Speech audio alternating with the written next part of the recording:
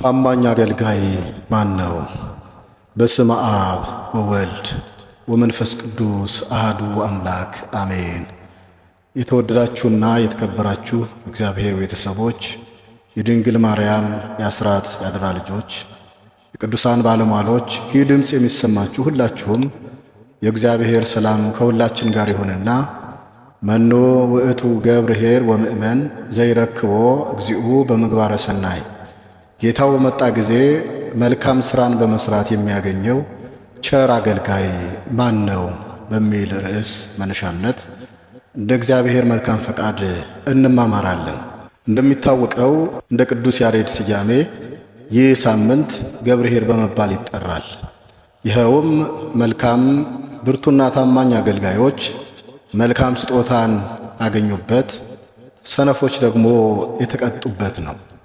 እንግዲህ ቅዱስ ማቴዎስ በወንጌሉ በምዕራፍ 25 ቁጥር 14 እስከ 30 ላይ እንዳመለከተን መድኃኒታችን ኢየሱስ ክርስቶስ የወንጌልን አደራ በምሳሌ እንዳስተማረ ተገንዝበናል። ትምህርቱም አንድ ባለጠጋ ሰው ነበር። ወደ ሩቅ አገር ለመሄድ ባሰበ ጊዜ አገልጋዮቹን ጠርቶ ከመንገድ እስከሚመለስ ድረስ ይሰራበት ዘንድ ለአንዱ 5፣ ለሁለተኛው 2፣ ለሶስተኛው 1 መክሊት ወይም ታለንት ስጦታ ሰጣቸው። 5 መክሊት የተቀበለው ወጥቶ ወርዶ ሌላ 5 መክሊት በማትረፍ 10 መክሊት አደረገው። 2 መክሊት የተቀበለው ወጥቶ ወርዶ እጥፍ አትርፎ 4 አደረገው። ባለ አንዱ ግን ወደ ሥራ ከመግባቱ በፊት በልቡ ውስጥ ስጋት፣ ጥርጥርን፣ ፍርሃትንና ለማመንን ስላነገሰ ስሰራበት ቢጠፋብኝስ፣ ቢሰርቁኝስ፣ ቢቀሙኝስ እያለ በማሰብ እሰራለሁ ብዬ ያለኝን ከማጣ ለምን ደብቄ አስቀምጬ በመቆየት ሲመጣ የሰጠኝን አልመልስም ብሎ መክሊቱን ቆፍሮ ቀበረው።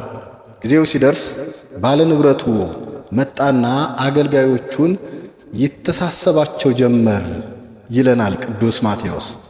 በቅድሚያ 5 የወሰደው መጣና ጌታ ሆይ 5 መክሊት ሰጥተኸኝ ነበረ፣ ይኸውና ሌላ 5 መክሊት አትረፌአለሁ ብሎ 10 መክሊት ለጌታው ሰጠ። ጌታውም መልካም አደረግህ፣ አንተ መልካም አገልጋይ ገብርኄር፣ በጥቂቱ ስለታመንክ በብዙ ላይ ስለምሾምህ ና ወደ ጌታህ ደስታ ግባ አለው። ሁለተኛው 2 መክሊት ሰጥተኸኝ ነበረ፣ እነሆ 4 መክሊት ብሎ እጥፍ ማትረፉን ገልጾ ለጌታው አስረከበ። እንደ ባለ 5ቱ መልካም አደረግህ ቸር አገልጋይ ነህ፣ በጥቂቱ ስለታመንክ በብዙ ላይ እሾምሃለሁ ተባለ። ሦስተኛውም መጣ። ሰነፍ ቃሉም መራራ ነው። የሰነፍ አካሉ ብቻ ሳይሆን አይምሮውም ሰነፍ ነው። ጌታው ገንዘቡን ሲጠይቀው ጌታ ሆይ አንተ ካልዘራህበት የምታጭድ ካልበተንክበትም የምትሰበስብ ጨካኝ ሰው መሆንህን አውቃለሁ። ስለዚህ ፈራሁ፣ ሄጄም መሬት ቆፍሬ መክሊትህን ጉድጓድ ውስጥ ቀበርኩት፣ ገንዘብህ ይኸውልህ ውሰድ አለው። ጌታውም ይህን ያህል ጨካኝ እንደሆንኩ ካወቅ ንብረቴን ከነወለዱ ልትመልስ ይገባህ ነበር፣ ገንዘቤን ልትሰራበት ሲገባህ ለምን ቀበርከው ብሎ መክሊቱን ወደ እርሱ ወስዶ ለባለ 5ቱ ጨምሩለት፣ ላለው ይጨመርለታል ይትረፈረፍለትማል፣ ለሌለው ግን ያው ያለው ይወስዱበታል። ይህንን የማይረባ አገልጋይ ግን ልቅሶ ጥርስ ማፋጨት ወዳለበት ጽኑ የፍርድ ቦታ ውሰዱት አለ ይላል። በምሳሌ የተሰጠው የመድኃኒታችን ትምህርት የትምህርቱም ትርጉም እንደሚከተለው ነው። የንብረቱ ባለቤት መድኃኒታችን ኢየሱስ ክርስቶስ ነው። 3ቱ አገልጋዮች ልዩ ልዩ ጸጋ ተሰጥቷቸው ያሉ ሕዝበ ክርስቲያን ምሳሌዎች ናቸው። ስጦታው በአሃዝ ሲታይ ልዩነት መኖሩ አንዱ ጸጋ ከሌላው የሚለይ መሆኑን ያሳየናል። የአገልጋዮቹ ባህሪ፣ የመጀመሪያውና የሁለተኛው አገልጋዮች መንፈስ ሁለቱም ሰርቶ ማግኘት እንደሚቻል የሚያምኑ ለጌታቸው ታማኞች፣ በሥራ ላይ የሚያጋጥማቸውን ችግር በማሰብ ጊዜያቸውን የማያጠፉ ናቸው። ሁለተኛው አገልጋይም እንደ መጀመሪያው አገልጋይ ለምን 5 አልሰጠኸኝም ብሎ ያለ ኩርፊያ በተሰጠው የሚሠራ ነው። ባለ 5ቱ 5 ሲያተርፍ ባለ 2ቱም 2 በማትረፍ ተመሳሳይ ትጋት የታየባቸው አገልጋዮች ናቸው። ዋጋቸውም እኩል ነው።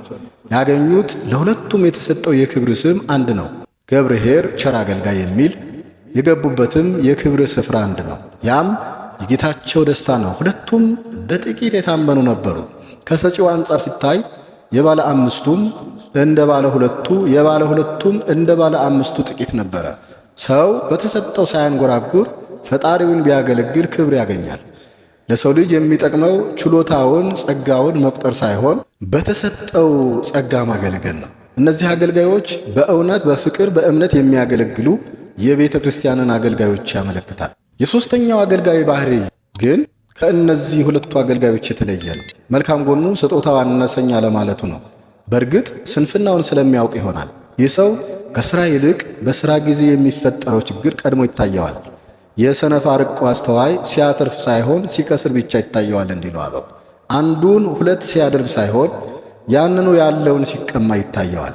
በጌታው ፊት እንደ ወንድሞቹ አይነቱን ትርፍ ይዞ ቀርቦ ሲሸለም ሳይሆን አይነታውም ጠፍቶበት ለጌታው የሚመልሰውን ሲያጣ ይታየዋል። በመሆኑም ምንም መስራት አልቻለም። ኪሱንም አላምነው ብሎ መሬት ውስጥ ቆፍሮ ቀበረው። በአጠቃላይ በአለማመን የተያዘ ሰው ነው። ከጌታው ፊት ሲቀርብ በጎ አገልጋዮቹ ያልተናገሩትን ነው የተናገረው። ጨካኝ መሆንህን ስላወቅ ይጠፋብኛል ብዬ ብርህን አስቀምጬልሃለሁ፣ ይኸውልህ ና ውሰድ ነው ያለ። ሰነፍ የሚናገረውም አያምርም። ተቀምጦም መዓት ከማውራት ዝም አይልም። ዛሬም ቢሆን ተቀምጠው መዓት የሚያወሩ የእግዚአብሔርን ጸጋ የቀበሩ ባስተምር መናፍቅ ተከራክሮ ቢረታኝስ፣ የማውቀውን እውነት ለመስበክ ስጀምር ቢያሳድዱኝስ፣ ክፉዎችን ብዘልፍ ቢያሳስሩኝስ፣ በቤተ ክርስቲያን በሕዝብ ገበያ በልዩ ልዩ የስፍራ ቦታዎች ያሉትን ኃጢአተኞች ብቃወም ጠላት ሆነው ቢነሱብኝስ፣ ለምን ዝም ብዬ ደሞዜን ሳልሰራ አልበላም ብለው የሚኖሩ ስንት አገልጋዮች አሉ። የዚህ ሰው ችግሩ መክሊቱ አንድ መሆኑ ሳይሆን በዚያ አለመስራቱ ነው። የተሰጠውን ጸጋ እያንዳንዱ አሞ በመቀበል ሊያገለግል ይገባዋል። ባለ ሁለቱ በባለ አምስቱ፣ ባለ አንዱ በባለ ሁለቱ ሊቀና ይገባው። ሁሉም ሊቀ ጳጳስ ጳጳስ ቄስ አይሆንም። ሁሉም ግን በተሰጠው ቢያገለግል እውነተኞቹ አባቶች ሊቃነ ጳጳሳት ቀሳውስት የሚያገኙትን ዋጋ ያገኛል። ሁሉም ባለ ራእይ፣ ወንጌላዊ፣ ዘማሪ፣ ፈዋሽ ሊሆን አይችልም። ለእያንዳንዱ ልዩ ልዩ ጸጋ አለው። ሁሉም በጸጋው ቢያገለግል እኩል ዋጋ ያገኛል። ክርስቲያኖች ሆይ በሦስቱ አገልጋዮች አምሳል የተጠቀሱት አገልጋዮች በቤተ ክርስቲያን የሚኖሩ ልዩ ልዩ የአገልግሎት ጸጋ ያላቸው ክርስቲያኖችን የሚመለከቱ ናቸው። በቤተ ክርስቲያን ባለ አምስት አገልጋዮች አሉ። በወንጌል፣ በእረኝነት፣ በእርዳታ፣ በልዩ ልዩ ጸጋ አንዱን ጌታ በቅንነት የሚያገለግሉ ሰዎች ምሳሌ ናቸው። ባለ ሁለቱም እንዲሁ ልዩ ጸጋ ያለው በጸጋውም የሚያገለግል የጌታ አገልጋይ ምሳሌ ነው። ባለ አንዱ ግን ጸጋ እግዚአብሔርን የተቀበለ ግን በጸጋው የማያገለግል ደካማ ሰው ነው። ምናልባትም ይህ ሰው ራሱ ክርስቶስ በሆነላት ቤተ ክርስቲያን እግር ሆኖ ቢፈጠር የማይሄድ እጅም ቢሆን የማይዳስስ ዓይንም ቢሆን የማያይ ስንኩል አካል ነው። በመሆኑም የክርስቶስ አካል ሆኖ ለመቀጠል አይችልም። ወንድሜ አንተ ጸጋህ ምንድን ነው? ጸጋህን ታውቀዋለህ? ታገለግልበታለህ? መቼም ክርስቲያን ሁሉ የክርስቶስ አካል ነው። የሥራ ድርሻ የሌለው የአካል ክፍል ደግሞ የለም። ሁላችንም የክርስቶስ አካል ነን። ስለዚህ አካሉ በመሆናችን ደግሞ ጸጋ አለን። በመሆኑም እንደ ጸጋችን እናገልግል፣ ጸጋውን እንቀበለው። ወንጌልን በጊዜውም አለ ጊዜውም ሲሞላልንም ሲጎድለንም እንስበክ። ሀብታሙ ይመጽወት፣ መምህሩ ያስተምር፣ ዘማሪው ይዘምር፣ ጸሐፊው ይጻፍ፣ ሁሉም በጸጋው ያገልግል። አንድ መክሊት እንደተቀበለው ሰው ነገ እንዲህ ብሆንስ እንደዚያ ቢፈጠርስ እያልን ባለማመን ዕለታትን ጊዜያትን አናባክን። በመጠራጠር ክፉን እንጂ በጎን፣ ጥፋትን እንጂ ትርፍን ባለማሰብ ባለማመን ከአገልግሎት አንቆጠብ። መከራም ቢመጣ ሞትም ቢመጣ በጎም ሆነ ክፉ ነገር ቢከሰት ወይም ባይከሰት ነገን የሚያውቀው ጌታ ብቻ ነው። ሰው ይጠላኛል፣ ክብሬ ይቀንሳል፣ ስሜ ይጠፋል፣ መናፍቅ ተከራክሮ ይረታኛል፣ ነገ ችግር ይገጥመኛል፣ እሰራለሁ፣ አገለግላለሁ ብዬ ከምሰናከል ከምፈተን ለምን ዝም ብዬ አልቀመጥም አንበል። ለሥራ ለአገልግሎት እንነሳ። እንደ ሁለቱ ቅን አገልጋዮች ይሳካልናል። ቃሉን በእዝነ ሰማያን እንዝራው፣ ይበቅልልናል። ገበሬ እንኳን ከወፍ አእላፍ አብላኝ ብሎ በእምነት የተለቀመውን ዘር እህሉን ወደ ጫካ ጥሎ ዘርቶ ምን እንደሚያመርት ተፈጥሮ ያስተምረናል። ገበሬው የዘራሁት ባይበቅልስ ወፍ ቢበላውስ ብሎ ቢያስብ ኖሮ ባልዘራውም ምርቱንም ባላፈሰ ነበረ።